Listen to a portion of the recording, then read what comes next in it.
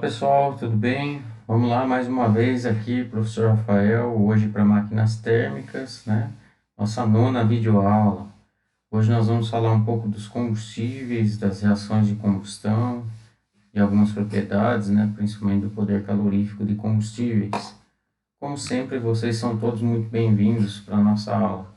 Alunos aí do Instituto, com certeza, e vocês que estão pela rede também aí, procurando aprender um pouquinho mais a respeito de máquinas térmicas. Vamos juntos aí então hoje conceituar a combustão e os combustíveis.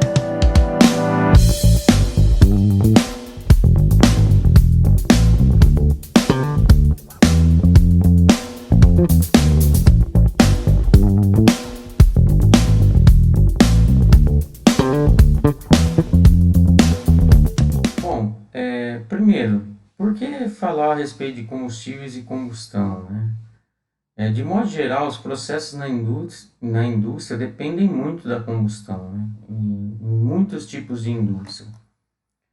Então, para citar algumas aqui, né, do setor de produção de metais, por exemplo, utilizam-se de fornalhas para a produção de ferro-gusa, aço, alumínio, entre outros metais, né? No metal mecânico, a gente vê fornos sendo utilizados para aquecimento, tratamento térmico e superficial, para agregar valor aos produtos acabados, né? Em outros equipamentos de uso industrial, o princípio de funcionamento como um todo, né, é baseado em sistemas de combustão, né? Se a gente for pensar nas caldeiras, nos aquecedores de fluidos, né, que são muito utilizados em indústrias químicas, refinarias de petróleo também, fornos de fusão, que é utilizado na produção do vidro, secadores para sólidos, né, quando secar até grãos, né, também, fornos e estufas de secagem aí para secagem e cura de revestimentos, né? Pensando aí nos diversos segmentos que podem ter, digestores, né? Que nada mais é que um reator químico para cozinhar madeira, né? Que é a área da minha expertise, né? Da indústria de celulose e papel, reatores de branqueamento lá também na indústria de celulose e papel, né? Incineradores em diversas vertentes aí, né? Que a gente pode ter nas indústrias e até mesmo no uso aí, por exemplo, para incinerar material hospitalar ou mesmo incineradores aí de lixo, né, para dar uma destinação a algum resíduo, enfim. Todos esses processos, todos esses equipamentos aí citados, eles estão baseados em processos de combustão, né? Então, esses são apenas alguns aqui exemplos para serem citados, né? Mas isso aí existe uma infinidade de processos que envolvem a combustão, né? Então, os processos de combustão, além de auxiliar na produção de bens e consumo aí de capital, também pode ser utilizado em muitos casos, como eu até falei no slide anterior aí, como sendo a ponta do ciclo de vida de um produto, né?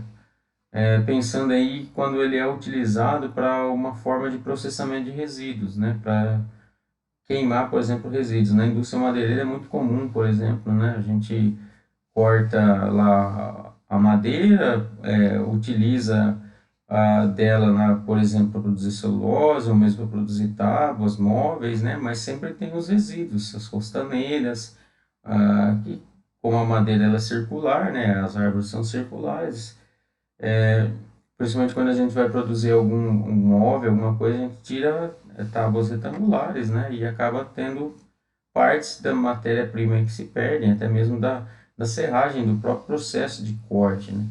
Então, esse material, ele acaba sendo o combustível, né? De muitas indústrias para produzir energia, né? A gente não pode deixar de falar, né? Até passei na aula passada para vocês um filme para que vocês assistissem a respeito dos problemas relacionados à poluição causada por combustíveis, né? Que é um mal associado aí que não tem como negar, essa é a grande desvantagem que a gente tem associada ao processo de combustão, né? Que é a poluição ambiental. Então, esses poluentes que são gerados na combustão, né? Geralmente são os hidrocarbonetos não queimados, né? Os combustíveis parcialmente queimados ou não queimados, né?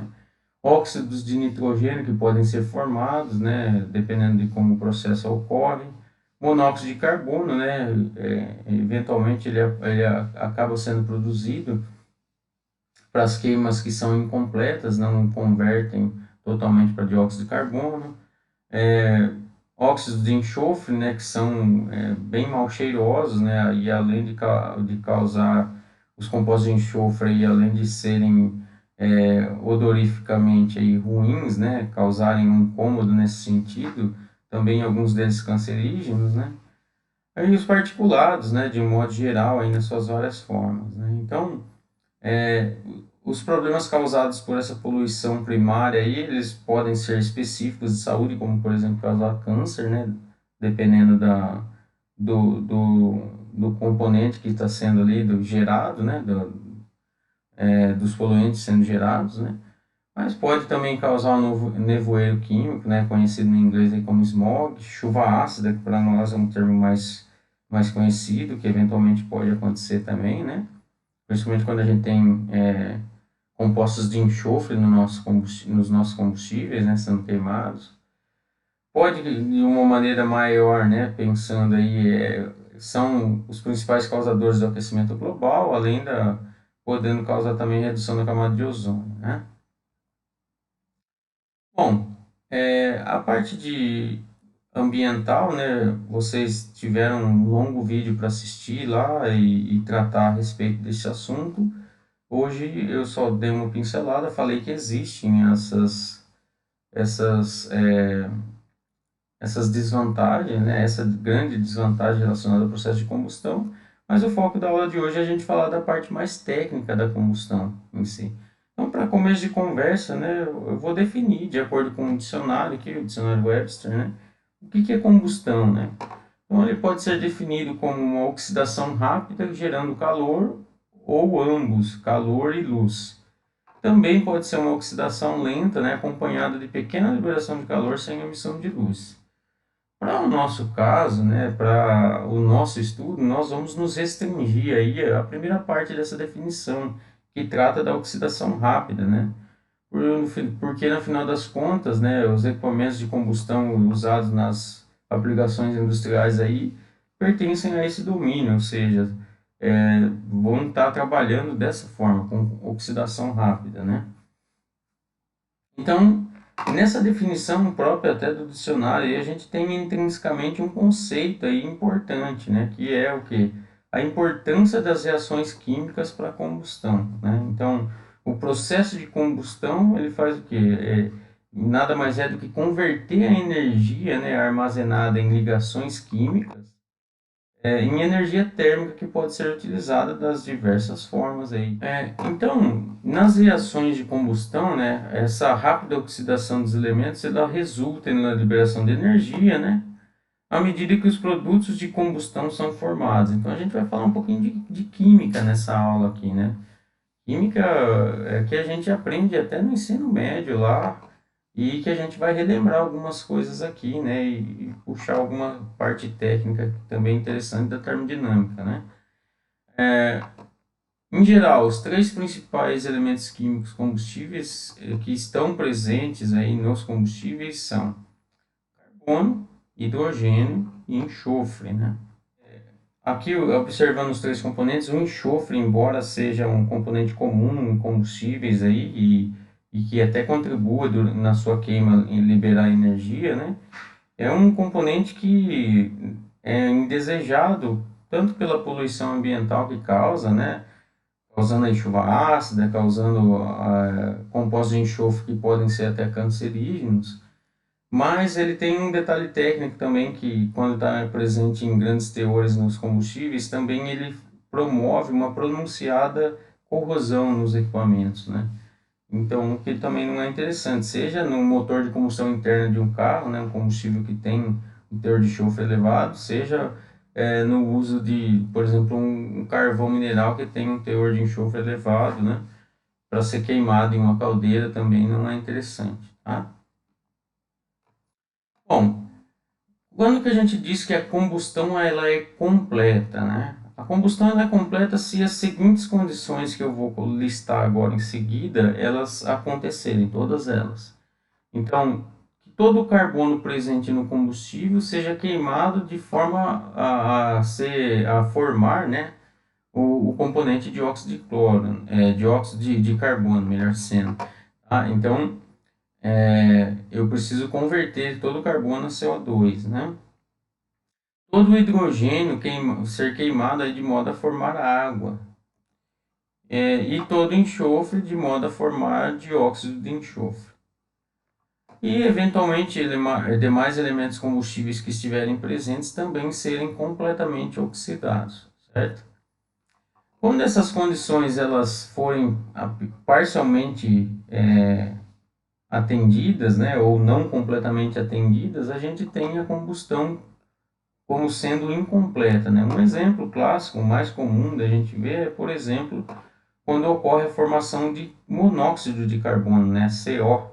Então, o monóxido de carbono, né, ele está no intermediário assim, da oxidação do carbono para dióxido de carbono, vamos assim dizer. Então, se está ocorrendo a formação de monóxido, é que a nossa combustão não está sendo completa, né?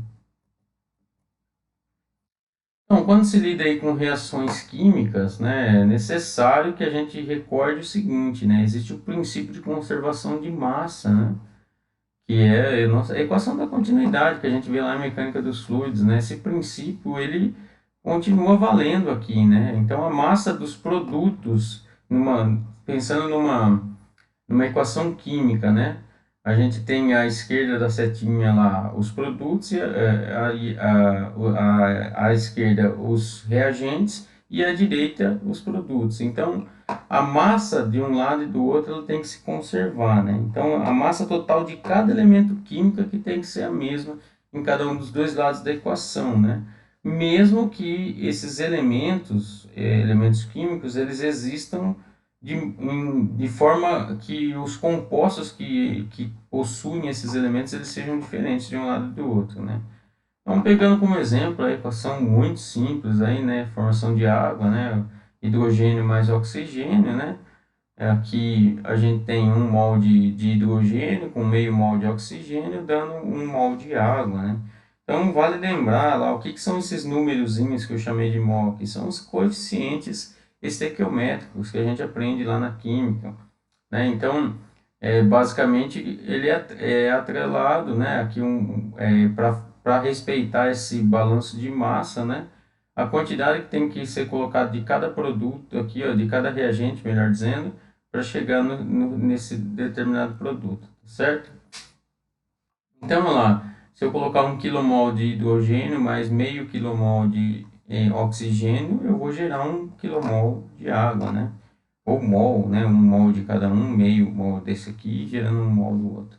Quando a gente relaciona lá, lembrando da questão de massa molar, né? Dos elementos, a gente sabe lá, por exemplo, né, que o hidrogênio ele tem massa molar 1, né, mas como é um hidrogênio aqui é diatômico, né, tem 2 átomos, né, de hidrogênio para formar o gás hidrogênio, a gente sabe que equivaleria lá, por exemplo, a gente poder transformar em base mássica, em vez de trabalhar com base molar, seriam 2 kg de hidrogênio mais 16 kg de oxigênio, né, gerando 18 kg de água, né, a gente pode converter, permear, né, caminhar por essas duas bases aqui. A gente vai trabalhar bastante com base molar e base mássica, né, e converter elas. Então, para fazer esse balanço, isso aí nada mais é, né, quando a gente colocou esses coeficientes estequiométricos, a gente balanceou a nossa equação química, né. Então, para praticar, relembrar um pouquinho de lá de trás, né, vamos determinar a equação, né, um exemplo bem simples aí, a equação de reação balanceada para uma reação completa do metano, né? Então, o nosso combustível, tomando o metano como sendo combustível, né, e reagindo ele com oxigênio puro aqui. Então, vale lembrar, se a reação precisa ser completa, os nossos produtos de reação vão ter apenas, né, neste caso aqui, dióxido de carbono e água. Então, a reação é a seguinte, eu vou ter lá o metano sendo reagido, né, sendo queimado com oxigênio, e eu vou gerar dióxido de carbono, CO2, mais água. Certo? Então, vale lembrar, né? Eu estou colocando aqui num exemplo mais simples, mas para nos ajudar depois a desenvolver o raciocínio para os mais complexos. Como é que a gente faz esse balanceamento, né? Tomando como base aqui uma unidade de 1 molar, ou 1 mol, né? Ou uma unidade mássica aqui para o metano, né? Tomando o combustível como base. Eu vou ter aqui coeficientes relacionados com esse combustível, né, que a gente vai atrelar para manter essa conservação da massa de um lado e do outro. Então, esses A, B e C, esses coeficientes aqui, eles vão denotar o número de mols aí, de moles, né, que a gente vai ter de oxigênio, CO2, né, dióxido de carbono e água. Cada um, para cada mol, né, para cada unidade aí, né, da nossa base que a gente utilizar de metano, no caso. Então, como é que a gente vai fazer a conservação da massa, né? Como é que a gente estabelece esse balanceamento? Então, a gente faz o seguinte, a gente pensa em que cada um dos elementos, carbono, hidrogênio, oxigênio, o que eu tiver do lado esquerdo da equação tem que ter do lado direito. Então, começando sempre pelo carbono. Pelo carbono, a gente vai analisar da seguinte forma. O que a gente tem de carbono aqui? Eu tenho um carbono aqui e eu tenho um carbono do lado de cá, não é isso? Então, do lado esquerdo eu tenho um carbono. Eu vou ter que pôr um coeficiente aqui que faça equivaler ao tanto de carbonos que eu tivesse do lado de cá. Como é metano, só tem um carbono, mas poderia ser, vamos supor que fosse uma cadeia carbônica aqui, fosse um combustível, por exemplo, uma gasolina, né, que tivesse aqui a sua fórmula, né, elementar aqui, eu tivesse uma cadeia carbônica cheia de carbonos e hidrogênios aqui. Então, não necessariamente, né, vai ser um sempre, né? Mas nesse caso aqui, eu tenho um carbono do lado de cá e só tem um carbono aqui sendo gerado, aparecendo no dióxido de carbono. Já o hidrogênio, quando eu olho do lado esquerdo, olha lá, eu tenho como hidrogênio o número 4 acompanhado aqui, dizendo, né, que eu tenho 4 hidrogênios ligados a um carbono que formam o metano, né? Então, do lado de lá, o que eu tenho? Eu tenho água sendo formada, é o único lugar onde aparece hidrogênio, mas a gente sabe que a água, né, a molécula de água, é um oxigênio ligado a dois hidrogênios. Então, eu vou precisar ter o quê? Esse coeficiente C aqui vai ser multiplicado por 2, porque cada molécula de água aqui, né, possui dois hidrogênios. Então, por isso que fica duas vezes esse C aqui, né, que vai ser um número que a gente vai encontrar daqui a pouco. Bom, e aí por fim, a gente sempre termina, no final das contas, com o oxigênio, né? O que a gente tem de oxigênio? Do lado esquerdo aqui só tem ele, né? Eu quero descobrir, na verdade, quanto de oxigênio eu vou pôr aqui para poder gerar a CO2 e água. Então, quando eu olho aqui, ó, eu tenho, em relação ao oxigênio, como tem aqui o oxigênio diatômico, né? O gás oxigênio, né? Então, eu vou ter aqui como sendo duplo, né? Duas vezes, sempre eu vou pegar o coeficiente que eu tiver aqui, multiplicar por 2. Só que aqui, por exemplo, na água eu tenho 1 e para cada dióxido de carbono, né, CO2, eu tenho 2 oxigênios, né? Então, por isso que eu vou ter uma igualdade aqui, que esse 2A aqui, duas vezes esse número que tiver aqui, vai ter que ser igual à soma, né?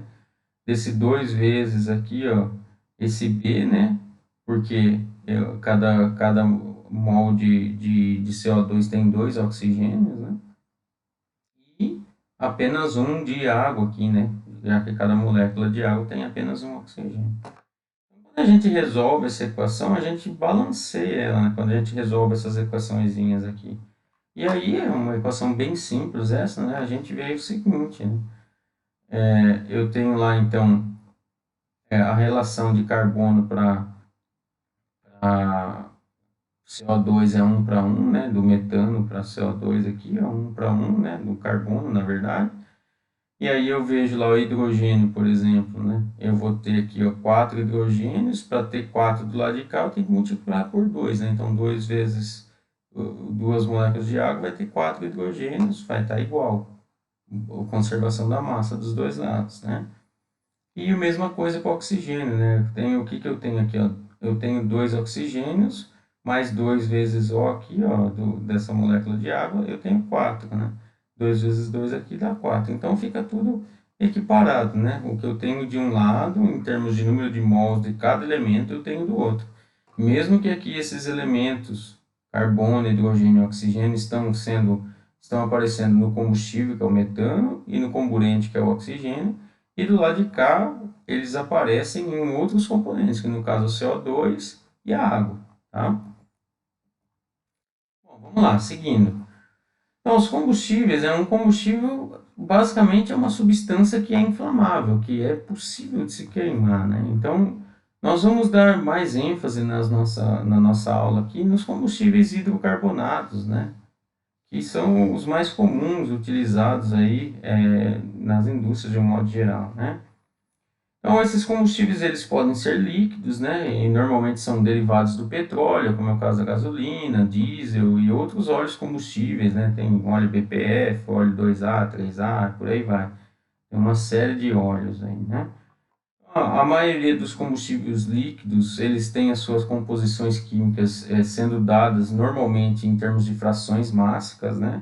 Então, é interessante notar que como, por exemplo, a própria gasolina, né, ela não tem uma fórmula definida, né, ela varia de região para região, de produção para produção, né, mas então normalmente se fazem testes, né, para determinar qual que é a fórmula daquela gasolina e conseguir, por exemplo, estimar algumas propriedades dela a partir disso. Nós podemos ter combustíveis gasosos também, né, que normalmente são obtidos aí de poços de gás natural ou ainda produzidos em alguns processos químicos. Pode até acontecer, por exemplo, de um combustível ser gerado a partir de como subproduto de um processo químico, né? Então, eu realizo lá numa indústria química alguma atividade e como resíduo, né, como subproduto daquela atividade, às vezes gera um gás que pode ser queimado e que pode gerar energia, né? Então, são a forma mais comum de se obter gases como combustíveis, né? E as composições dos combustíveis, normalmente elas são dadas em termos de frações molares, né? Número de mols de cada um, né? Então, a gente vai trabalhar nessas bases sempre, às vezes mássicas, às vezes molares, né? E os sólidos, o mais comum dentre os sólidos, né, é o carvão, né? Embora também é bastante comum o uso do bagaço de cana, por exemplo, do carvão vegetal, aqui o contexto aqui é mais carvão mineral, né? Mas tanto é que aqui nós temos lá, por exemplo, que a variação da composição do carvão ela é bastante significativa, ela varia bastante dependendo do local onde ele é extraído. Isso também é válido, pessoal, quando a gente fala de carvão vegetal, sabia? Pois dependendo da madeira que foi utilizada, como ela foi plantada, qual o tempo de crescimento que teve, a espécie que foi, também varia não tanto quanto quando a gente pensa nas jazidas de carvão, né, que são bastante variáveis de um local para o outro, mas os carvões vegetais também têm as suas mudanças, variações que são significativas, né?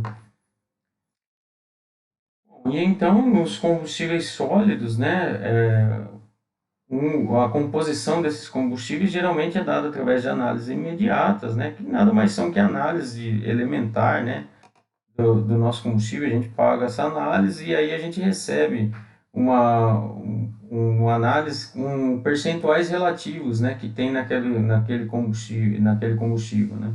Quantos por cento tem de carbono, de enxofre, de hidrogênio, além de quantos por cento tem de cinza, né, que são os inertes, que são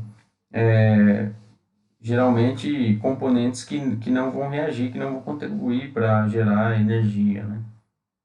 São normalmente os inorgânicos, certo? Bom, vamos lá então, falando um pouquinho de como modelar o ar de combustão, né? O que significa isso? Quando a gente está trabalhando com oxigênio, né? O oxigênio puro, a reação normalmente funciona melhor, né? Porque a gente tem o acesso do oxigênio, que é quem de fato é o comburente, né, diretamente com o nosso combustível. Porém, né, não são poucos os processos em que, numa indústria, por exemplo, eu compro o oxigênio puro para realizar um processo, né? De repente, numa solda, ou algo do tipo assim, a gente utiliza oxigênio puro.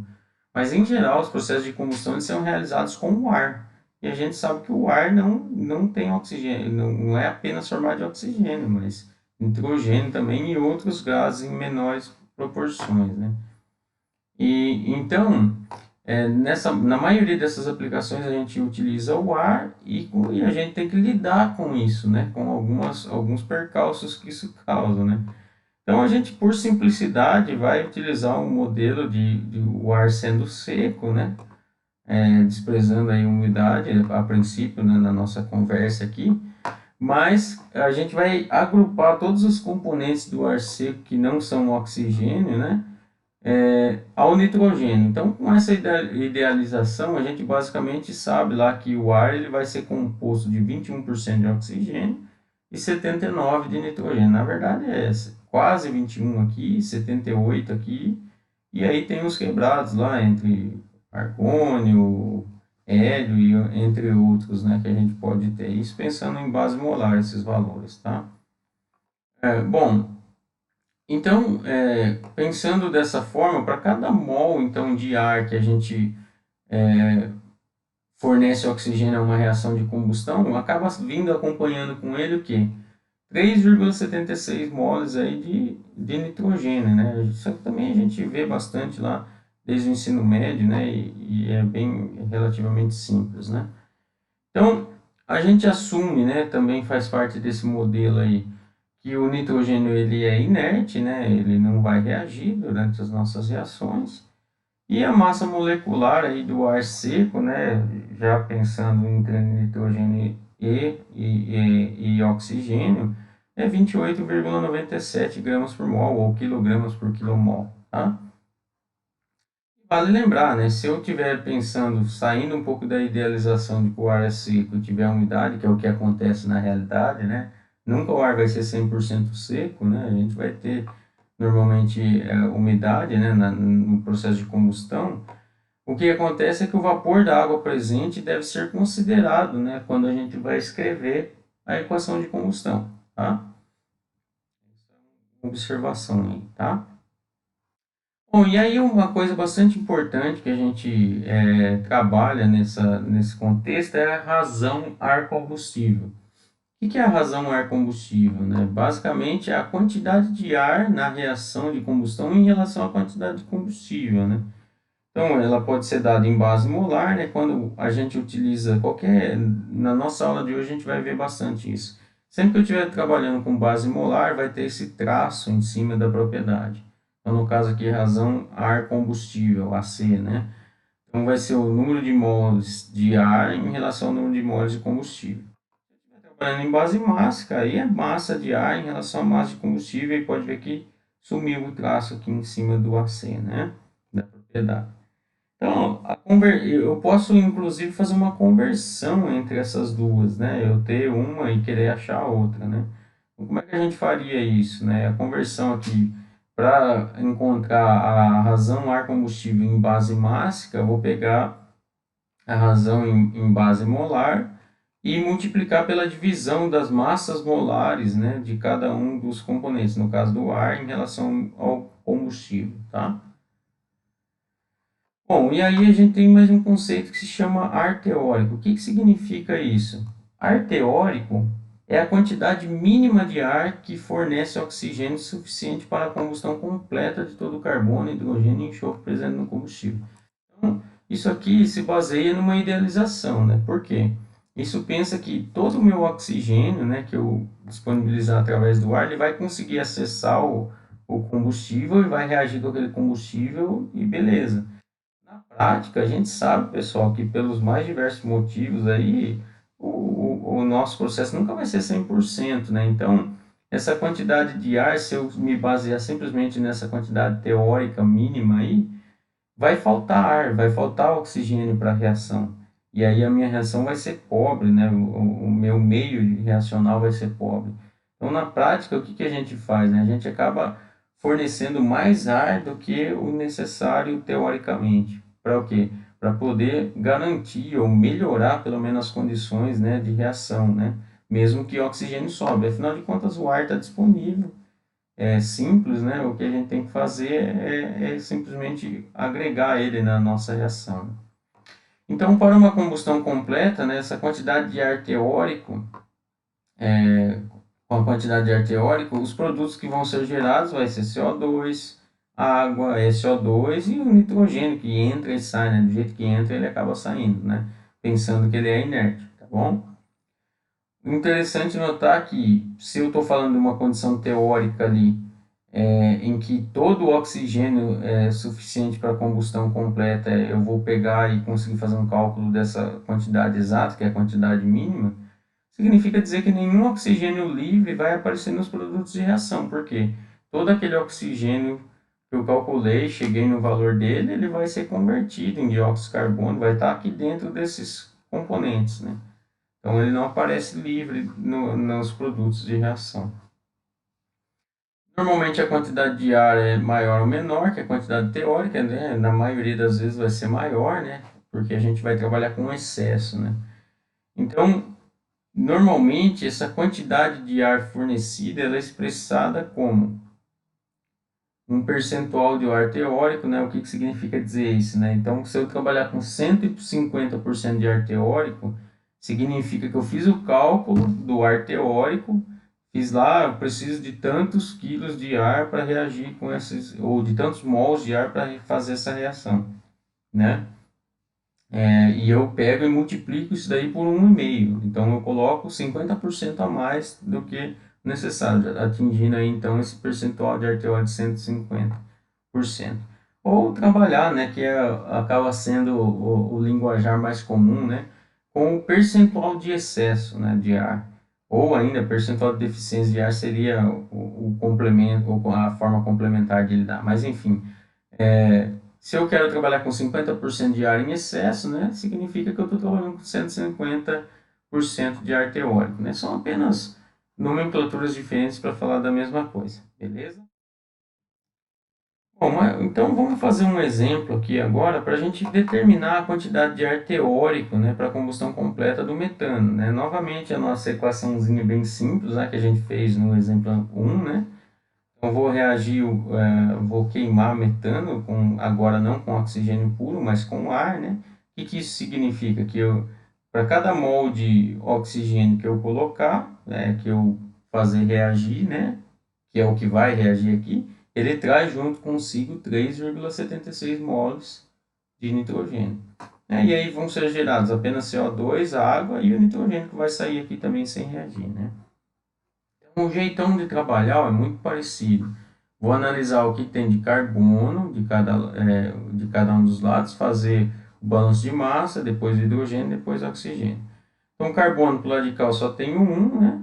E ele vai ser um valor aqui. Né? Se eu tivesse mais combustíveis sendo reagindo aqui, eu teria que levar em conta cada um dos carbonos de todos eles, né? O balanço, mesmo que todos eles fossem convertidos a CO2. Tá? Então, eu vou ter esse coeficiente B. Para hidrogênio, a gente tem 4 do lado de cá. Eu vou ter lá que, como só tem na água hidrogênio, vai ser duas vezes esse. Vai ter um fator multiplicador aqui, né? Certo? E o oxigênio, que aqui a gente tem no ar presente, né? E ele vai estar sendo multiplicado por 2, porque o gás, o oxigênio aqui, né? Não o átomo, né? E do lado de cá, ele aparece aqui no CO2 e aparece na água, né? Então, é aquele esqueminha, né? De como aquele aparece diatômico, duas vezes o B, como aquele aparece monatômico, apenas uma vez o C. E o nitrogênio, que do lado de cá, o que a gente tem? O nitrogênio nada mais vai ser do que os 3,76 lá vezes A, né? Então, aqui vai ter um coeficiente que poderia ser diferente de 1 ou não, né? Vai depender do nosso balanço aí. Mas ele vai multiplicar tanto o oxigênio, que é o que eu quero para a reação, e por tabela, vamos assim dizer, vai multiplicar esses 3,76 que vem junto aí no ar, né? Então, a equação química balanceada ela acaba ficando da seguinte forma, né? Para a gente ter um balanço aí, basicamente é os mesmos coeficientes que a gente tinha lá antes, no exemplo 1, né? Vou precisar de 2 mols de oxigênio para poder gerar CO2 e a água aqui. E como eu peguei aqui 2 mols de oxigênio para poder fazer a nossa reação, vai ficar 2 vezes 3,76, né, que é o 7,52 de nitrogênio que entrou aqui e saiu aqui. Tá?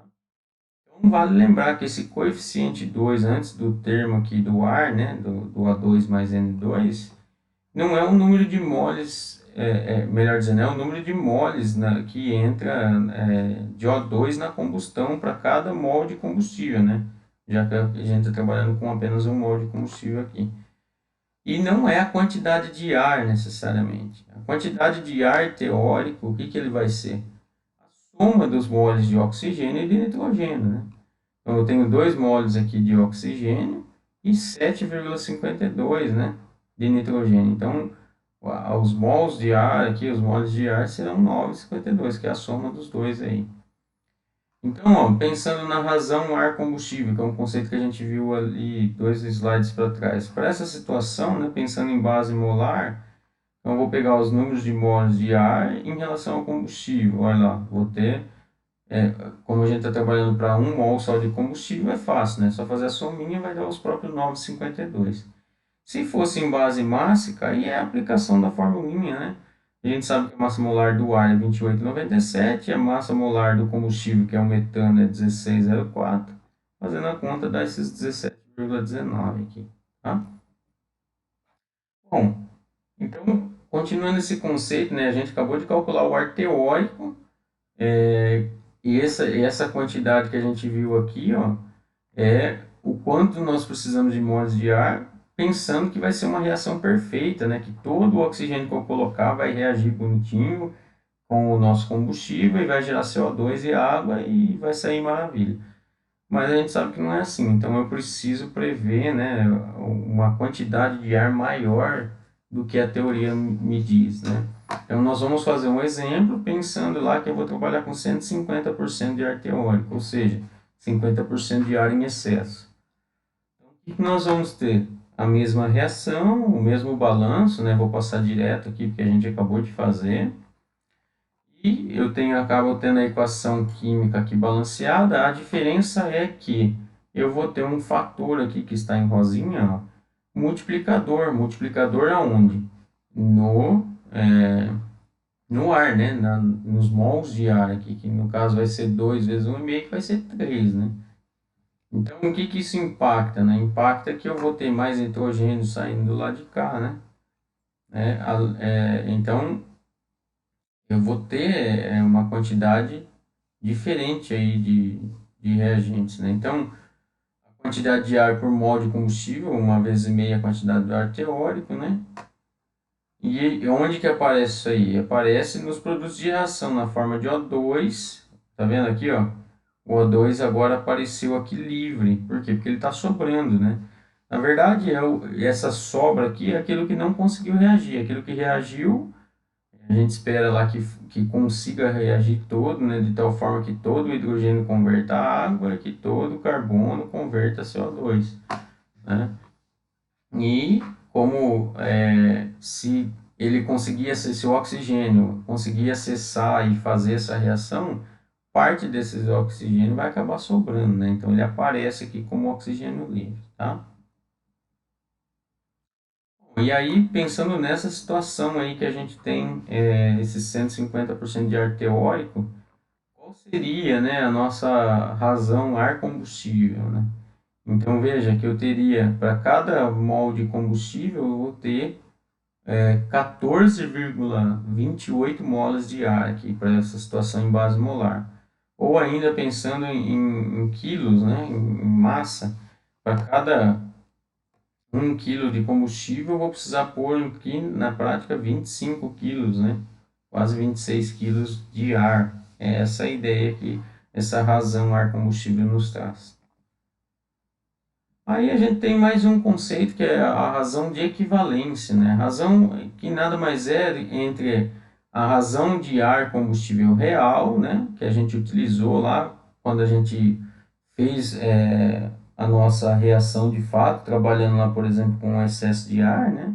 Como no exemplo a gente fez os 50% a mais, né? E a gente compara em relação à teoria, né? Então, se eu coloquei mais ar do que a teoria previa, eu estou fazendo uma mistura rica, né? O que que eu estou dizendo, né? Eu estou colocando mais ar do que necessita, então vai sobrar oxigênio. Essa mistura está rica em oxigênio, a tendência é de que todo o combustível seja queimado, que não sobre nada. Então, por isso que acaba sendo chamado de mistura rica. Se eu colocar menos ar ou menos oxigênio do que o previsto para a reação, eu vou estar promovendo uma mistura pobre, né? Então, muito provavelmente, na verdade, vai acontecer o quê? Que parte do meu combustível não vai queimar, não vai reagir, né? Não vai ter oxigênio para reagir com ele. E isso é indesejável, né? Por isso mesmo a gente até denomina isso como um meio de reação pobre, né? Bom, então, continuando, pessoal, como é que a gente vai fazer como que a gente vai determinar os produtos da combustão, né? Em aplicações práticas, o que que a gente acaba vendo? Que essa combustão geralmente ela é incompleta, mesmo a gente colocando excesso de ar e tal, e ainda assim a gente acaba tendo combustão incompleta, né? E os produtos da combustão é de um processo de combustão real, né? E as suas quantidades relativas, elas podem ser determinadas por meio de medições, né? A gente pode ter analisadores de gases, por exemplo, na chaminé, né? Na saída, por exemplo, de uma caldeira, e conseguir estar detectando na saída dessa chaminé qual o percentual de cada gás que está saindo ali, né? É uma das maneiras, né? Então, diversos dispositivos, né, de medição existem. Eu citei um deles, né? A gente pode ter por cromatografia gasosa, entre outras formas, tá? Esses dados obtidos aí, né, a partir desses dispositivos, eles são utilizados para determinação das frações molares dos produtos gasosos, né? Então, com base nesses dados aí, a gente acaba conseguindo fazer os nossos balanços aí em termos de frações molares, né? Normalmente esses equipamentos eles fornecem, né, uma base seca, né, ou seja, desprezando, né, o vapor d'água. Eles dão as frações molares aí, né, dos produtos, né, exceto o vapor d'água, excetuando a quantidade de umidade, tá? Então, mais um exemplo para a gente conseguir compreender um pouco melhor isso, né? Vamos pensar lá que eu vou pegar etanol e vou queimar ele com ar, né, de modo a proporcionar produtos de combustão em uma base molar seca com os seguintes percentuais, né? Então, é como se eu tivesse feito uma análise depois que eu queimei esse combustível. Eu tenho 3,16% de dióxido de carbono, 16,6% de monóxido e 80% lá do nitrogênio. Eu quero que seja determinada a reação química balanceada, né? E aí nós vamos, para começo de conversa da nossa resolução, eu vou fazer uma conveniência aqui, né? Eu vou adotar, né, uma solução para 100 moles de produtos secos. Por que isso? E já que a gente está trabalhando de modo percentual aqui, eu vou trabalhar com 100 moles e a conta já vai ser direto, né? Vai ser mais fácil. Então, quando a gente queima etanol, qual que é a reação, né? Então, etanol, que é C2H5OH, né? Reagindo com o ar, né? Ele vai gerar CO2, vai gerar CO e vai gerar e o nitrogênio que entrou aqui vai sair da mesma forma. Notem que agora tem o termo de água aqui, né? Então tem um percentual aqui que seria de vapor, pode ser que vai sair na forma de vapor d'água. Então o que que nós vamos ter para a situação, né? Vale lembrar, esse A denota os moles de combustível necessário, né, para que os 100 moles de produtos secos, né? Então, vou atingir agora, aparecer um valorzinho aqui, ó, que a gente antes estava sempre trabalhando como sendo 1. Mas, para chegar no 100 aqui, ó, 100 de produtos secos, né, desprezando a água, eu vou precisar de um valor aqui de combustível para dar esse 100 total aqui, certo? Então, e esse termo aqui, ó, que é um termo que contabiliza a água formada nessa reação, ele acaba sendo incluído nessas situações, né? Onde a gente está pensando algo mais próximo da realidade, né? Porque esses percentuais que estão sendo dados aqui, ó, eles não incluem, né, na análise que os dispositivos nos dão a água que é formada durante a reação de combustão. E aqui tem água, tem hidrogênio, tem oxigênio, né, que vão sair da onde? Daqui, ó, do nosso combustível e do ar, né, que está reagindo. Vai sair na forma de água, tá? Então, por isso que tem que ser incluso aqui. Então, olha lá, tendo a reação, né, a mesma reação que estava lá, trouxe para cá e vou aplicar a questão da conservação da massa para esses termos. Então, pensando em carbono, né, o que a gente tem em carbono aqui, ó? Agora eu estou falando de etanol. No etanol, na molécula de etanol, eu tenho C2, né? Eu tenho 2 carbonos para cada molécula. Então, vai ser esse coeficiente A que eu quero descobrir, ele vai ser multiplicado por 2. E aí, do outro lado, quanto que eu tenho de carbono? Eu tenho carbono no CO2, né? Um carbono, então é 1 vezes esse 3,16, que é da análise que eu tive lá do dispositivo, mais um carbono vezes o 16,6, né?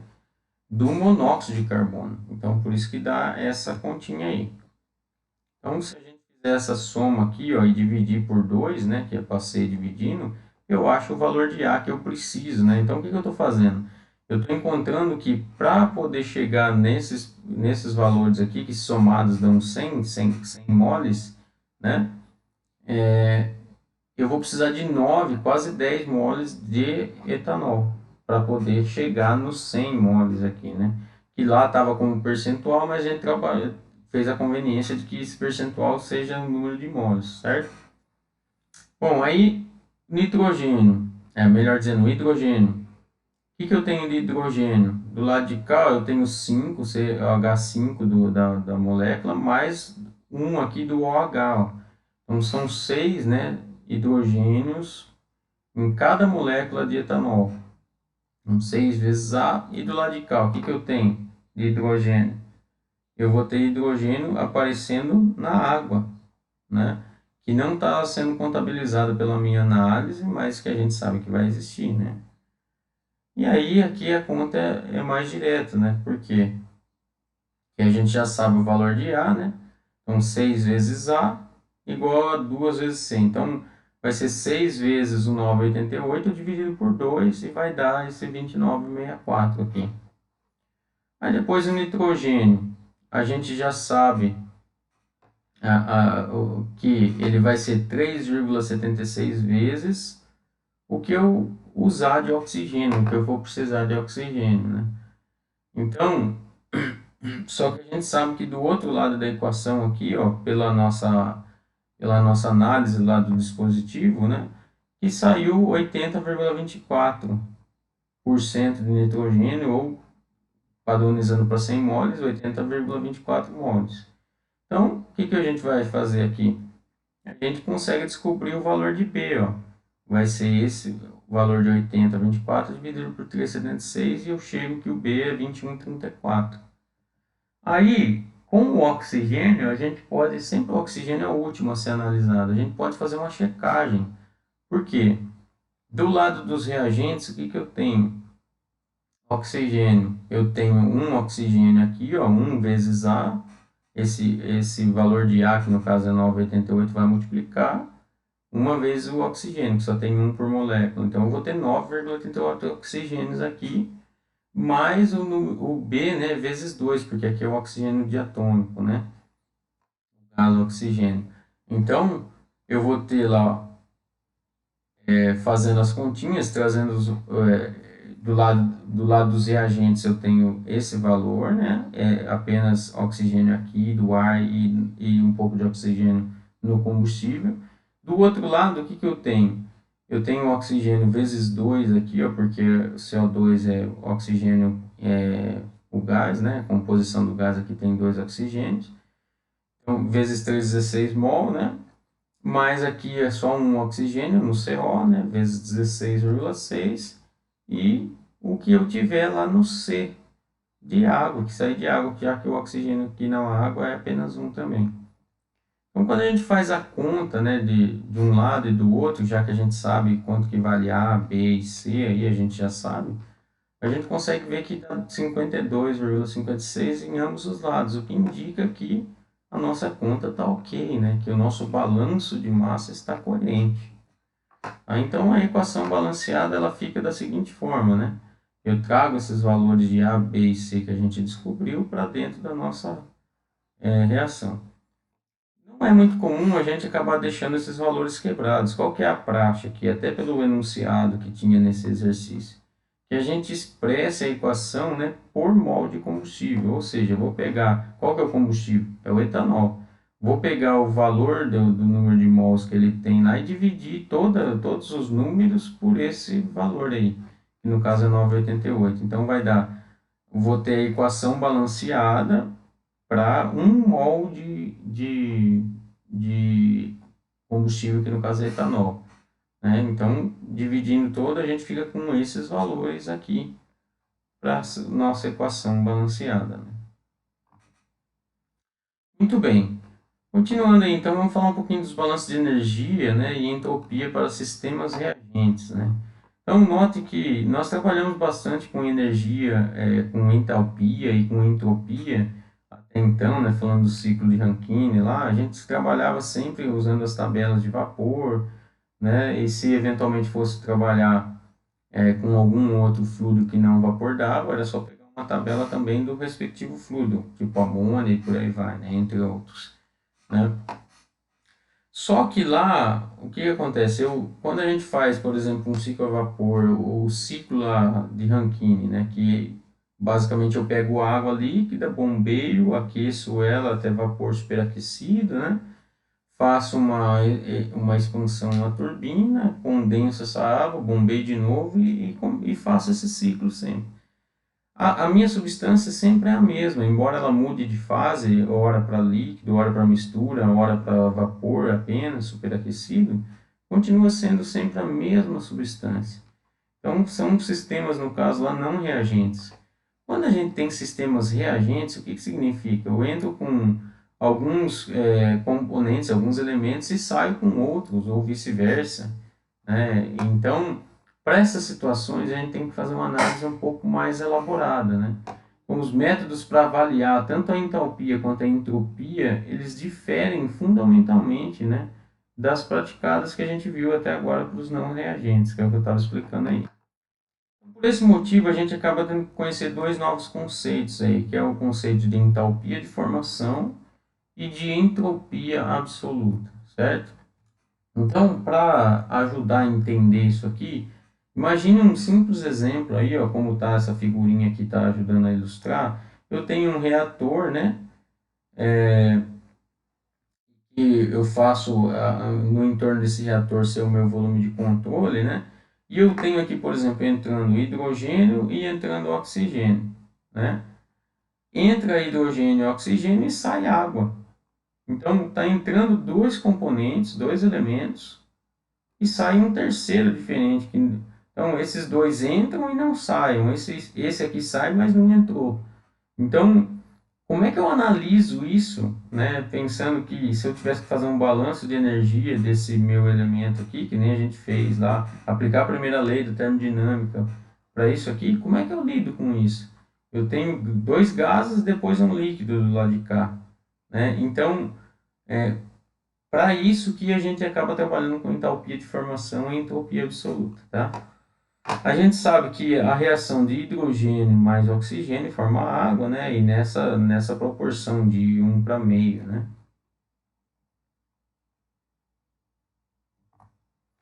Bom, então, como é que a gente vai fazer aqui, né? A gente poderia pensar lá, que nem eu estava falando, de usar tabelas de vapor para água líquida e para gases tomados como gases ideais, né? Pensando, assumindo hidrogênio e oxigênio como ideais. Só que qual que é um dos problemas que a gente pode ter aqui? É que a gente viu, a gente comentou lá com vocês que as tabelas elas têm referenciais arbitrários, né? Tanto para entalpia, entropia, né? E, lá não é um problema porque aquela história que eu falei para vocês, né? De ir para caminhos, por caminhos diferentes para chegar no mesmo lugar, né? Quando a gente pensa lá que não é importante o caminho, né? Mas sim os pontos iniciais e finais, né? A gente vê isso lá na nossa disciplina, bem no comecinho. Então, lá como a gente trabalha com diferenças, elas acabam se anulando, né, esses problemas de referencial nos estados, né? Mas aqui isso é um problema, né? Porque a gente vai estar trabalhando com substâncias diferentes. Como é que a gente vai trabalhar com referenciais, né? Aqui não dá para se anular, né? Porque eu tenho dois componentes de um lado e saindo no outro. Como é que eu vou pegar o referencial de água que está saindo aqui, sendo que aqui não existia água, né? Então, o referencial vai ser diferente, né, nessas tabelas aí. Por isso que não dá para aplicar. Então, aquilo que eu estava falando, né? No caso do volume de controle acima, eu tenho hidrogênio e oxigênio entrando, mas não sai. E a água líquida sai, mas não entra. Então, as diferenças aí de entalpia da entrada para a saída não aparecem para cada uma dessas substâncias quando aplicando o volume de controle. Então, aqui eu vou ter, por exemplo, eu poderia pegar a entalpia na temperatura e pressão que o hidrogênio entra e que o oxigênio entra, e quando eu venho para cá, eu não vou ter hidrogênio e oxigênio do lado de cá para pegar e fazer a diferença de um menos o outro. É isso que eu estou falando. Aí eu vou ter aqui um valor de entalpia para a água, naquela temperatura e pressão que ela estiver saindo aqui. Mas não é correlato com isso, né? Então, por isso que se utiliza do conceito de entalpia de formação. Bom, essa mesma ideia que eu falei bastante em relação à entalpia, né, ela é similar para a entropia. A abordagem feita é diferente, né, quando a gente vê nos livros um pouco, mas o conceito é o mesmo, né, que a gente tem o mesmo problema que tem para a entalpia, dessa questão dos referenciais, a gente tem também para a entropia, né, por isso que tem a entropia absoluta. Então, é, pensando em entalpia de formação, né, um referencial de entalpia para o estudo de sistemas reagentes, né, ele é estabelecido da seguinte forma, né, por atribuir o valor de zero para elementos que são estáveis no seu estado de referência padrão. O que significa isso, né? Traduzindo, o que é um estado de referência padrão, né? O estado de referência utilizado como padrão é 298,15 Kelvin, né, que é 25 graus Celsius, e pressão atmosférica, que é a pressão de 1 atm. Então, se eu pegar em condições normais, né, se é como se fossem condições normais de temperatura e pressão, né? Em condição normal, o carbono é estável, como o carbono 12, né, lá, tendo lá a sua estrutura, a sua fórmula molecular como sendo C apenas. O hidrogênio, o gás hidrogênio, também é estável, assim como o nitrogênio, o oxigênio, entre outros elementos que são estáveis nessa temperatura aqui. Tá? Então, se eles são estáveis nessa temperatura de referência, a sua entalpia é zero. Essa é a principal definição que a gente tem, né? Então, a entalpia de um composto no estado de referência padrão é o que a gente chama de entalpia de formação, né? E é denotado aqui, ó, por HF, com um zerinho aqui. Só está aqui com esse tracinho por cima aqui para indicar que se trata do quê? De que eu estou trabalhando com base molar, tá? Então, a entalpia de formação, né, nada mais é do que o que? A energia liberada ou absorvida, dependendo do composto, né, é quando ele é formado a partir dos seus elementos. E estando todos esses elementos, todos, né, os componentes dos elementos na mesma temperatura, temperatura de referência, né, temperatura e pressão. Então, imagine lá, por exemplo, né, CO2. O CO2 ele é formado de carbono e oxigênio, certo? Então, quando ele foi formado, para juntar esses dois elementos e formar a substância dióxido de carbono, CO2, foi gasto uma energia para fazer isso, ou foi liberada uma energia quando isso aconteceu? Essa energia aí, né, é a entalpia de formação, tá? Então veja, como a gente pode ver na tabela abaixo aí, ó, nós temos valores tabelados de entalpia de formação, né? Para o estado padrão aí de 298 Kelvin e 1 atm, né? E note que o valor zero é atribuído aqui, ó, para as primeiras linhas, porque lá, ó, carbono, hidrogênio, nitrogênio e oxigênio, a 25 graus eles são estáveis, né? Então, não tem informação, eles já estão dessa forma na natureza, nessa temperatura e pressão. E aí a gente vê lá, por exemplo, monóxido de carbono, dióxido de carbono e água, né? Com diferentes valores, né? E aí você vê aqui, por exemplo, valores negativos. O que significa isso? Esses valores negativos, a ideia do que a gente tem aqui de sinais, ela é muito coerente com aquilo que a gente atribuiu lá atrás para as nossas convenções de sinais quando a gente está trabalhando com a primeira lei, lá com os balanços de energia, né? Ou seja, se eu pensar como onde está acontecendo a formação, né, do monóxido de carbono ou mesmo do dióxido de carbono como o meu volume de controle e saindo um calor dali, que no caso a entalpia de formação não é mais com calor, tá vendo? Quilojoule por quilomol. Está saindo calor de dentro do meu sistema, então é um calor negativo, né? O que na prática a gente conhece como sendo uma reação exotérmica, né? Ou seja, está liberando energia quando está sendo formado, né? Tá certo? Tá sendo perdida energia para as vizinhança, né? Para a vizinhança do volume de controle. Então, olha lá, a entalpia específica de um composto a um estado qualquer, né? Pensando que esse estado qualquer tem uma temperatura T qualquer, uma pressão T qualquer, ele vai ser definido da seguinte forma. Então, eu vou descobrir essa entalpia. Para eu descobrir a entalpia do meu composto lá, na temperatura e pressão que eles estão, eu vou pegar, vai ser a entalpia de formação mais o delta, a variação da entalpia em relação à temperatura e pressão dadas, né, menos a entalpia no valor de referência. Então, note,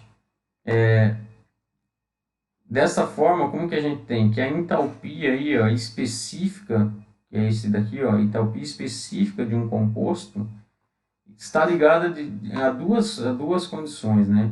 Primeiro, está associada à formação desse composto, né, a partir dos seus elementos constituintes, que é isso aqui, e está associada à mudança de estado em si, né? Então, por exemplo, às vezes entra o oxigênio e o hidrogênio entram numa temperatura e pressão e acaba saindo água numa terceira temperatura e pressão. Então, eu consigo relacionar a ideia de entalpia específica naqueles estados ali, pensando na mudança de estado em si, né, em termos de temperatura, pressão e outras propriedades, mas também na formação que ocorreu ali dentro, né? Já que é essa a ideia, né, quando a gente está trabalhando com sistemas reagentes, tá bom?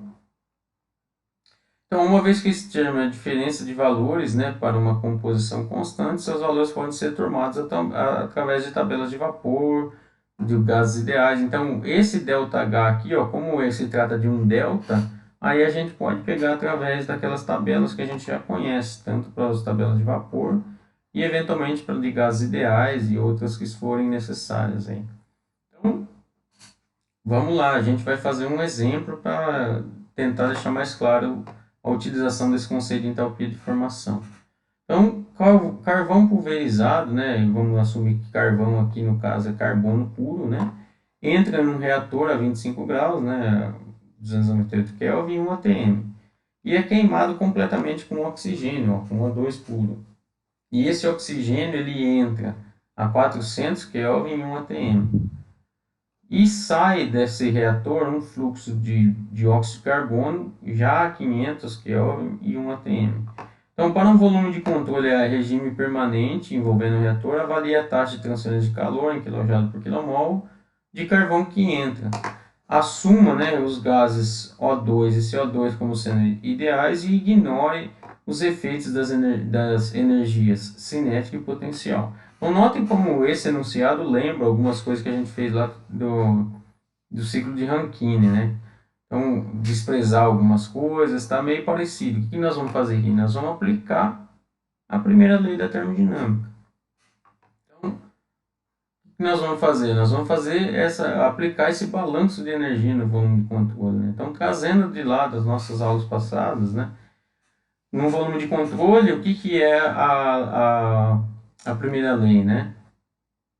Então, eu tenho o fluxo de calor naquele que entra no nosso volume de controle, mais vai ser o quê? O fluxo de massa que está entrando, né, que multiplica entalpia, energia cinética, energia potencial, tem que ser igual ao fluxo de massa que sai, né, que carrega consigo lá a sua entalpia, energia cinética e potencial, e o trabalho que é gerado por esse sistema. Pensando nas considerações, o regime é permanente, né? Então o fluxo de massa é constante, o que entra e o que sai, mesmo que está entrando aqui na forma de dois componentes e saindo um, né? Nós temos um balanço de massa aqui que é válido, né? Então a conservação da massa. As energias cinética e potencial vão ser desprezadas. Não tem trabalho no reator, né? Isso aqui é só um reator, eu só estou juntando dois elementos e formando um terceiro, né? Não estou produzindo trabalho nenhum aqui dentro, tá? Então a nossa equação ela se reduz a calor, né? Vezes o que, que nós temos entrando? Um fluxo de carbono, né? Que é o nosso combustível, lá o carvão, vezes com a sua entalpia, né? Mais um fluxo de oxigênio, vezes a sua entalpia, é igual ao que? Ao que sai, né? O que sai? CO2. Um fluxo de CO2, né? Vezes a sua entalpia. Então, eu vou reescrever a equação anterior em base molar, né? O que nós vamos fazer? Então, eu vou dividir a minha expressão toda pela massa molar para eu transformar toda a minha equação como sendo em base molar. Por quê? Porque nós vamos trabalhar normalmente nas tabelas, normalmente, quando a gente trabalha com reagentes assim, estão energia por mol e não por quilograma, né? Principalmente quando a gente trabalha com gases, né? A gente trabalha mais em termos molares do que mássicos, né? Então, aqui o que nós fizemos, eu estou dividindo toda a expressão pela massa, né? Massa molar de cada componente. Aqui não faz sentido eu dividir o fluxo de calor, por quê? Porque ele vai sair no final das contas, né, como sendo por mol, né? Então não tem por que eu colocar aqui dividir a massa, mas o que, que é interessante a gente lembrar? O que, que é um fluxo de massa dividido pela massa molar? Vale lembrar, massa por massa molar é número de mol. Como a gente está tratando de um fluxo de massa, nada mais vai ser do que um fluxo de número de mols, ou um fluxo de mols, né? Vale lembrar também o seguinte, que a entalpia específica é o quê? É a entalpia dividida pela massa. Então, a entalpia específica molar, ela é o quê? A entalpia dividido pela massa molar. Então, o que, que a gente tem aqui no final das contas, ó? Eu já estou isolando aqui o calor, né? E passando tudo para o lado de lá, né? Esses termos aqui que estão positivos vão para lá negativos. Então, eu vou ter um fluxo, olha lá, em fluxo molar aqui de CO2, né? Vezes a entalpia específica molar aqui, ó. Estou dividindo a entalpia pela massa molar, né? Então, eu vou ter a entalpia molar aqui para o CO2 e a mesma coisa se aplica aos demais, né? Ao carbono aqui, que é o combustível, o carvão, né? E ao A2 que estava aqui, né? E a gente passou para o lado de lá. Então, agora, como a gente quer saber no enunciado, a gente quer que o fluxo de moles de carvão, né? O que eu quero dizer com isso? Vamos voltar aqui. No nosso exemplo, ele pede, né, que o quê? Que a taxa de transferência de calor seja em relação a cada mol de carvão que entra. Então, o que eu vou fazer? Eu vou dividir agora, vou voltar aqui, ó, e vou dividir toda a expressão pelo número de mols de carvão, para ficar com base única, unitária, lá para a quantidade de carvão que entra, né? Então, eu vou pegar o fluxo de calor, divido pelo número de mols de carbono, de carvão, né? A mesma coisa para cada um dos termos. Como a gente sabe que a reação é C mais O2 da CO2, né? É 1 para 1 para 1. O que significa? Que o número de mols de CO2 que é gerado é o mesmo que o número de mols de carbono, de carvão que entrou. Então, eles se cancelam. A mesma coisa vale aqui, que é o mesmo termo em si, né? A mesma coisa vale para o oxigênio. Isso tem a ver com a reação aqui, que no caso é 1 para 1, certo? Então, a gente tem no final das contas, né, que o fluxo de calor pelo fluxo de mols aqui vai me dar a entalpia aqui, essa diferença de entalpias. E agora a gente vai sair calculando cada uma delas aí. Primeiramente, para o carbono, né? Para o carbono, o que a gente tem? Ele está entrando, ó, na temperatura 298 em atm. Que temperatura é essa, gente? Essa é a temperatura de referência, né? Quando a gente está trabalhando com esse sendo o estado padrão, né? Então, ó, veja bem. Então, no final das contas, esse termo aqui, ó, que é a entalpia molar, entalpia específica molar do carbono, ela vai ser o quê? Vai ser zero, né? E mais do que isso, né?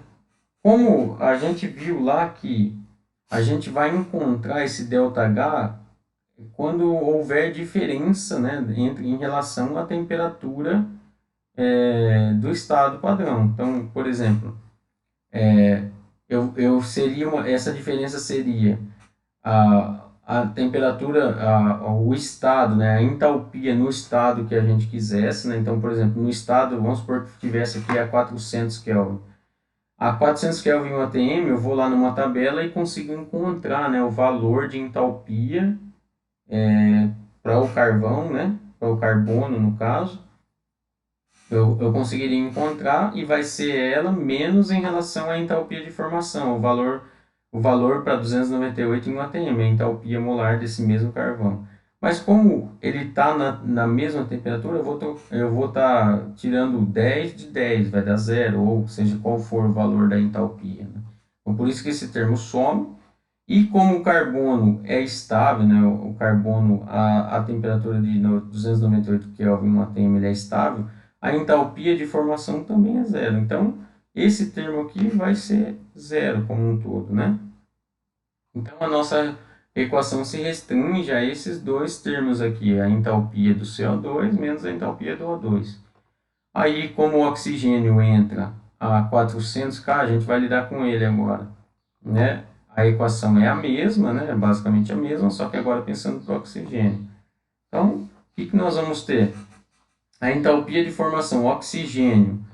O oxigênio a temperatura de 400 Kelvin, a temperatura melhor, de 298, que é a temperatura padrão, ele é estável como O2. Então, não existe entalpia de formação, é zero, né?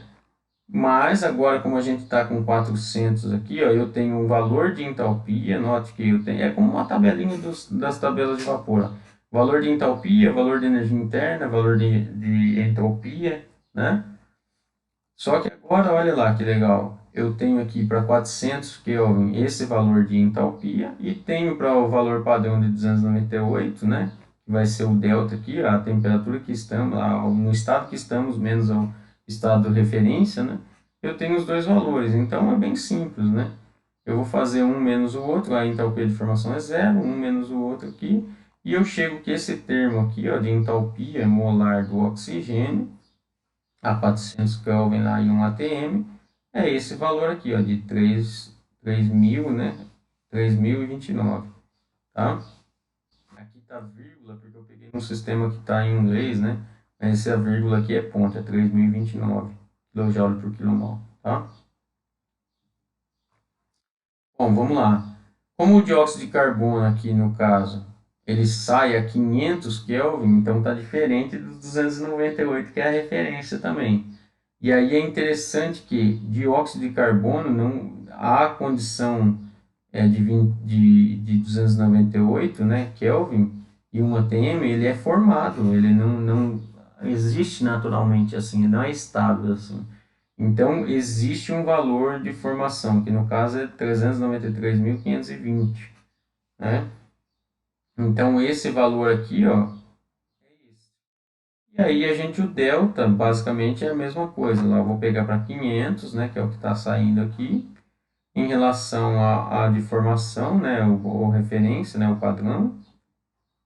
Faço as continhas aqui, um menos o outro, e a gente chega no final das contas, né, como esse valor aqui sendo um valor negativo. É assim mesmo, tá? Muito bem. Então, conhecendo esses valores e trazendo eles para a nossa equaçãozinha aqui, ó, um menos o outro, a gente chega num valor negativo aqui, né? E esse sinal negativo ele indica que o quê? Que o calor ele está sendo transferido do volume de controle para a vizinhança, ou seja, uma reação exotérmica, né? Liberando energia, ok? Vamos lá então.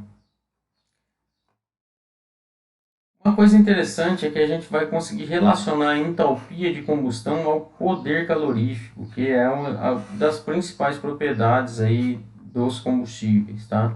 Então, a entalpia de formação de combustíveis nem sempre ela está tabulada, como a gente viu até então. Por quê, gente? Porque muitas vezes os nossos combustíveis eles não são um gás perfeito, né? Como no sentido de que é metano. Fui lá e vou queimar metano na minha máquina para fazer ela funcionar. Geralmente eu tenho uma mistura de gases, né? Então não dá para simplesmente pegar o valor de metano lá e procurar na tabelinha e sair fazendo os cálculos como a gente acabou de fazer. Ou ainda um óleo, né? Ou mesmo uma gasolina, ela não é uma composição pura, simples, né? Com uma fórmula molecular exata. Então, a composição ela é bastante diversificada, tanto em relação aos constituintes quanto às quantidades relativas das substâncias, né? Então, neste caso, a gente acaba tendo que utilizar um conceito de entalpia um pouco diferente, que é o conceito de entalpia de combustão. Esse conceito de entalpia ele é acessível de modo experimental, né? Então, o que é a entalpia de combustão, né? Ela é definida como a diferença entre a entalpia dos produtos e a entalpia dos reagentes, quando ocorre uma combustão completa a temperatura e pressão dadas, né? Então, eu tenho lá uma pressão e temperatura, e aí se eu conseguir, de alguma forma, mensurar a entalpia dos produtos e a entalpia dos reagentes, a diferença entre eles é o que a gente chama de entalpia de combustão, tá?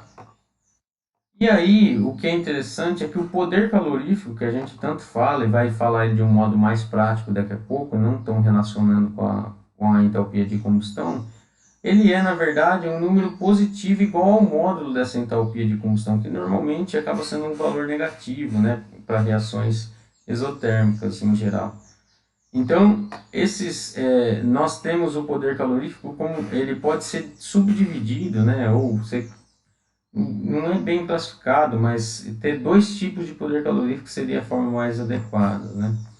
Então, eles são o poder calorífico superior e o poder calorífico inferior. O que significa isso, né? Então, eu fiz uma reação, queimei um combustível, né? E naturalmente, quando eu faço uma queima, eu gero água no processo de queima, né? Aliás, uma combustão completa pressupõe isso, gerando CO2 mais água, né? Então, o poder calorífico superior ele é obtido quando toda essa água formada no processo de combustão ela é líquida, ela acaba sendo serve como líquida. Daqui a pouco a gente vai entender isso melhor.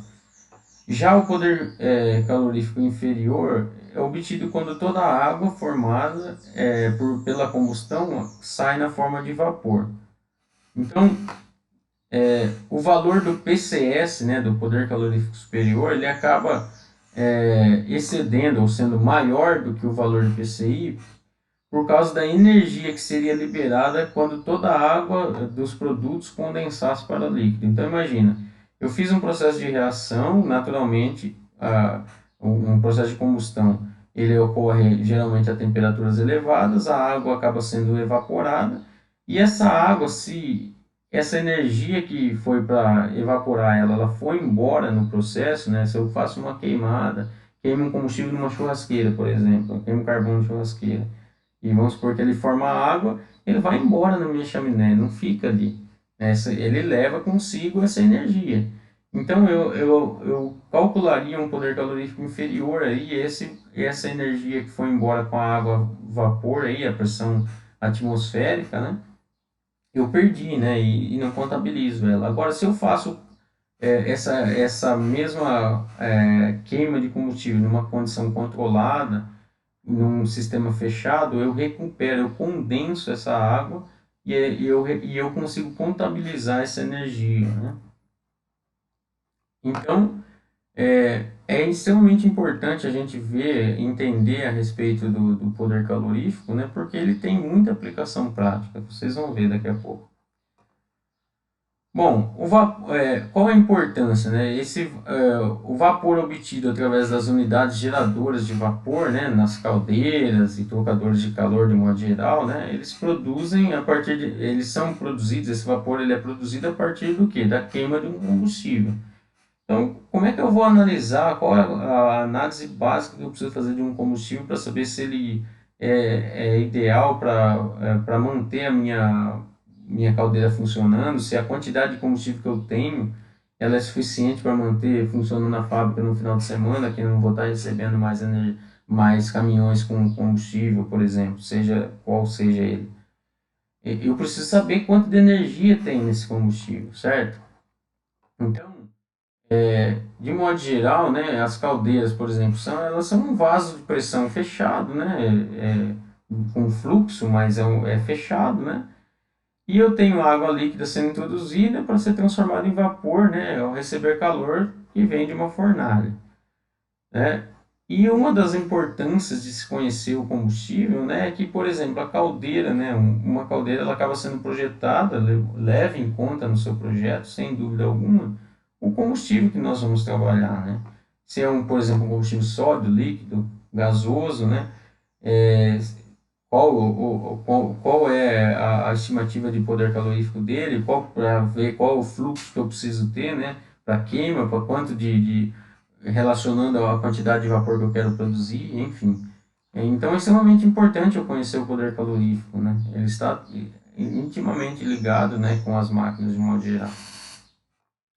Bom, o poder calorífico nada mais é, né, de um modo mais simples do que a quantidade de energia liberada por quantidade de combustível, né? Geralmente é assim que a gente mede, né, a capacidade de liberação de energia de um combustível, né? Geralmente é através do poder calorífico, né?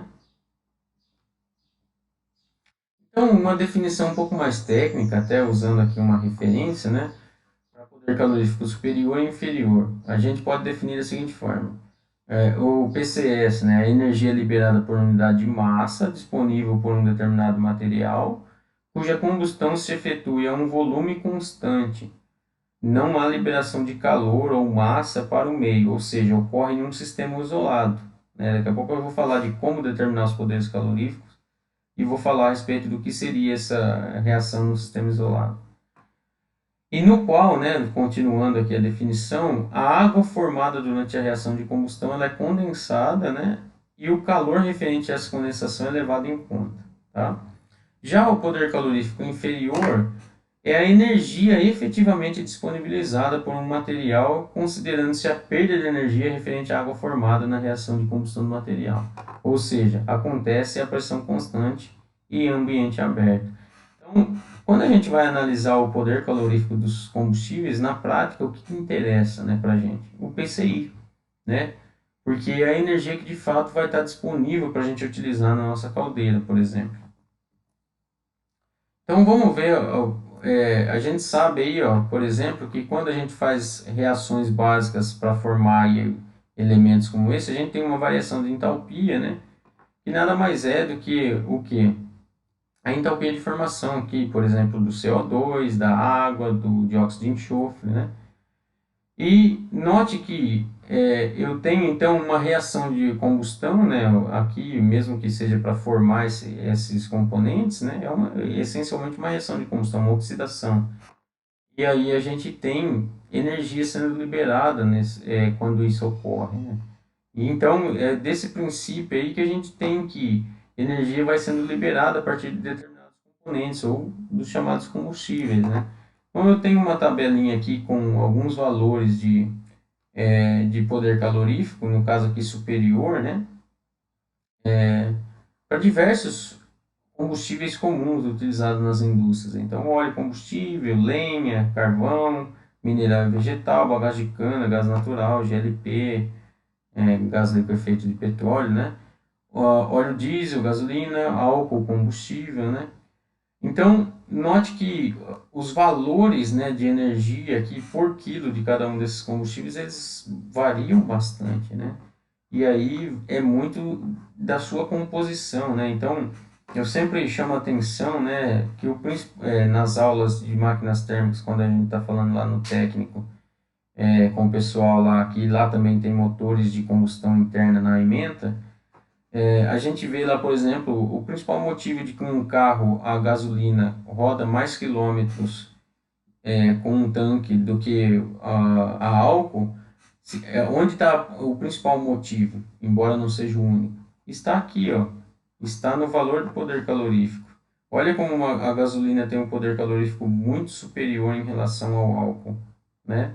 Então, aqui está o principal motivo de que o rendimento de motores a gasolina é maior, né, do que a álcool, né? Bom, existem algumas maneiras de determinar o poder calorífico de um material, né? Então a gente pode determinar através do conceito de entalpia de combustão, né, como a gente acabou de ver aí para trás, né? E para isso a gente precisa ter disponíveis, né, a entalpia de formação de todos os reagentes e produtos, né? A gente pode calcular através de estimativa, né, através de algumas contas experimentais, né, que a gente pode encontrar na literatura aí, que são diversas as formas elaboradas por muitos estudiosos da área, né? E normalmente para isso a gente utiliza da composição elementar do combustível aí em bases mássicas, né? E uma terceira forma seria através dos calorímetros, né? Que são equipamentos onde a gente determina o PCS. Então eu começo falando por esse último, ó. Esse é um equipamento que eu operei bastante quando eu estava estudando na Unesp, que era aluno ainda lá na universidade.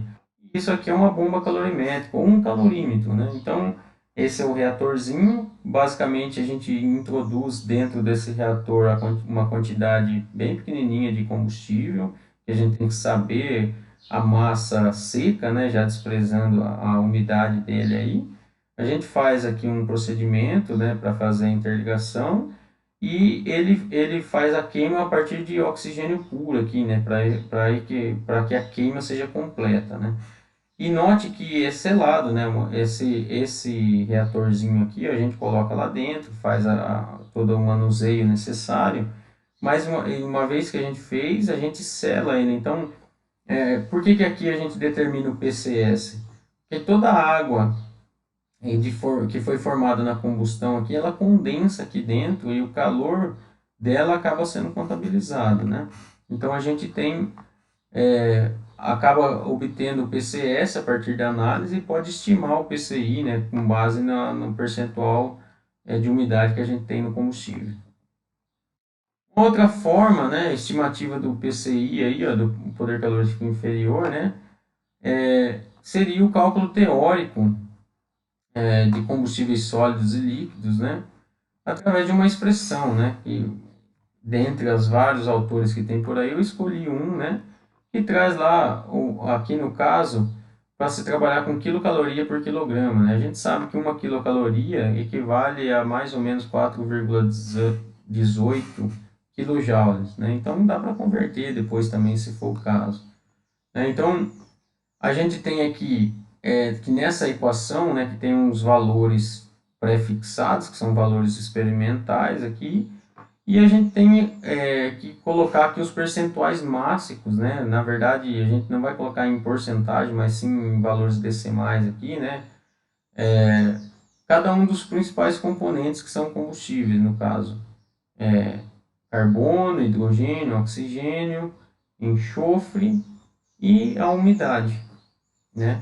Então, cada um desses valores aqui, a gente alcança, a gente tem normalmente através de uma análise imediata, né, que tem os teores máximos dos elementos do nosso combustível, e aí a gente acaba conseguindo fazer uma estimativa, né? Então, veja, eu vou fazer aqui, ó, um exemplo bem simples, né? Então, eu tenho lá a análise imediata de um combustível sólido, apresentou a seguinte composição elementar, né? Pensando em base massa. 58,02% de carbono, 3,04% de hidrogênio, 0,98% de nitrogênio, 16,02% de oxigênio, 4,03% de enxofre e 17,91% de cinzas, ou seja, dos inorgânicos inertes lá. Baseado na composição desse combustível, faça a estimativa do PCI. Então, basicamente, ó, muito simplesinho, eu pego os valores e coloco na minha fórmula. Olha lá, coloco eles na forma decimal, né, aqui. Fazendo o cálculo, a gente chega numa estimativa de PCI de quase 5.000 quilocalorias, o que equivale a mais ou menos 20.600 aqui quilojoules. Note que, mesmo sem falar isso aqui, né, se a gente for naquela tabelinha de uns slides para trás, isso aqui tem a cara de ser o quê? Um carvão mineral, né? Até pelo valor de cinzas aqui elevado, né? Um teor de enxofre também elevado. Isso aqui é tipicamente, a composição me indica que seja um carvão mineral. E mais do que isso, quando eu venho para o valor de poder calorífico aqui, se a gente voltar lá na tabelinha, vocês vão ver que está coerente, está próximo do valor de carvão mineral lá, tá? Então é uma estimativa razoável, né? Mais um exemplo aqui que a gente pode fazer, ó, vou trazer para vocês, é o seguinte, né? Fazer uma estimativa aqui, ó, do poder calorífico inferior para a seguinte condição, né, de combustão completa. Álcool etílico anidro, ou seja, álcool puro, etanol puro, e etanol combustível, né, que a gente sabe que o etanol que a gente compra no combustível, ele é permitido por lei que tenha um percentual de água de 6 a 7%, mais ou menos. Então a gente vai fazer para as duas condições, né? Então, como é que a gente sabe, né? Alguns combustíveis, eles são uma mistura de componentes. O álcool é um caso à parte, né? Porque o álcool é etanol. O etanol, voltando lá da química, né? Da IUPAC, né? Lembra da nomenclatura da IUPAC? O que a gente tem, né? Et representa dois carbonos, an, que é só as ligações são todas simples, e O, o grupo alcoólico OH. Então, etanol é etanol, tem essa fórmula. Se a gente tem essa fórmula conhecida, o que a gente pode fazer? A gente pode estimar o percentual de cada um desses elementos aqui. Eu não tenho uma análise imediata nesse caso aqui, mas eu estou providenciando uma análise imediata a partir do que? Do conhecimento que a gente tem da fórmula, que é definida, a fórmula molecular do meu combustível, e do conceito de massa molar que eu tenho. Eu sei qual é a massa molar desse combustível, que é simples. Eu pego numa tabela periódica a massa molar do carbono, do hidrogênio, do oxigênio, e eu consigo chegar aqui, ó, na massa molar, né, do etanol, que no caso é 46. Como tem dois carbonos aqui, que cada um pesa 12, né, em relação aos 46, eu faço uma continha de regra de 3 bem simples e eu sei que no etanol 52% da massa corresponde a carbono. O teor de hidrogênio, similarmente, né, a gente tem 6 hidrogênios aqui, uma da hidroxila e mais outros 5 aqui, ligados ao carbono, né, aos carbonos. Então, eu tenho aqui que 6 em relação a 46, fazendo uma conta uma regra de 3 aqui, eu sei que 13% do nosso combustível aqui, ó, do etanol, é de hidrogênio. E o oxigênio, o restante, né, os 34,78%. Então, Para mim trabalhar com poder calorífico inferior, que é essa formuleta aqui, ó, eu só preciso dos teores máximos aqui, né, dos percentuais máximos. Então, quando eu não fiz aqui, né, mas é bem simples, eu pego esses valores aqui, coloco em termos de carbono, hidrogênio e oxigênio, e vou fazer essa conta, não tem enxofre no nosso combustível. Então, o valor aqui vai ser zero, e na primeira situação é anidro, ou seja, não tem umidade. Aqui também é zero, a gente faz a conta e chega nesse valor aqui, lembrando que essa fórmula, ela está com os coeficientes para dar como resultado quilocaloria por quilograma. Se eu quiser saber em kilojoule, eu faço uma multiplicação por 4,18, né? E aí na segunda situação, olha lá, ó, diminuiu um pouco. Por quê? Porque a umidade acaba levando um pouco consigo, né? Se o meu combustível estiver úmido, ele acaba levando consigo, né, parte da minha energia. Por isso que o meu PCI cai. Beleza, pessoal? Obrigado por ficarem até aqui, né? Espero que vocês tenham gostado e a gente se vê na próxima aula aí. Um abraço.